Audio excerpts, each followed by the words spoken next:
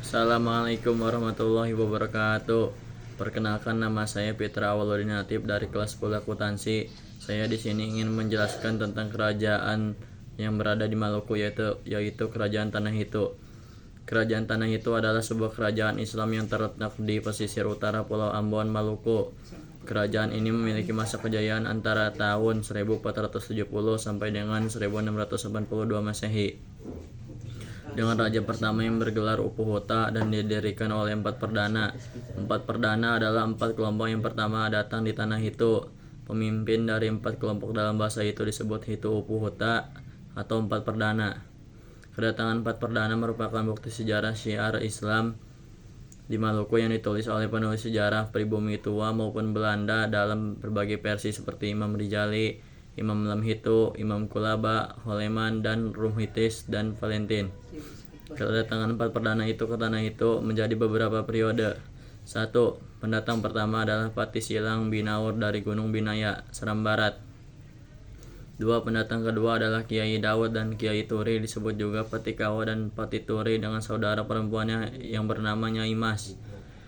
Menurut istilah silsilah turunan Raja Hitu Mesing bahwa Pati Kawa, Pati Turi, dan Nyai Mas adalah anak dari keluarga Raja Mataram Islam yang tinggal di Kerajaan Tuban dan mereka dibesarkan di sana. Adapun kedatangan mereka ke tanah itu hendak mencari tempat tinggal leluhurnya yang jauh sebelum ketiga perdana itu datang. Di sana mereka temukan keramat atau kuburan dia, tempatnya di atas batu karang. Tempat itu bernama Hatu Kursi atau Batu Kadera. Perdana tanah itu tiba di tanah itu yaitu Haita Hasukea. Perdana Patikawa disebut juga perdana tanah itu atau perdana mulai, artinya orang yang pertama mendirikan negerinya di pesisir pantai. Nama negeri tersebut menjadi nama soa atau rumah tahu yaitu Walifati dengan marganya Velu.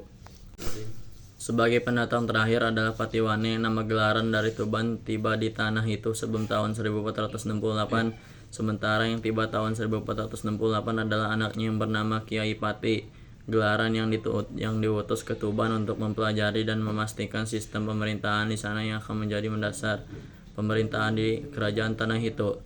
Dia tiba pada waktu zuhur, waktu sholat tengah hari. Dalam bahasa itu kuno disebut Malakone, artinya biru tua. Kerajaan ini memiliki hubungan erat dengan berbagai kerajaan Islam di Nusantara seperti Kadipaten Tuban, Kesultanan Banten, Giri Kadaton di Pulau Jawa, dan Kesultanan Goa di Sulawesi. Seperti dikisahkan oleh Imam Rijali dalam hikayat tanah itu, begitu pula hubungan antara sesama kerajaan Islam di Maluku, Al-Jazirah, Al-Muluk, daratan raja-raja, seperti Kerajaan Huamual di Seram Barat, Kerajaan La di Saparahua, Kesultanan Ternate, Kesultanan Tidore, Kesultanan Jailolo, dan Kesultanan Bacan.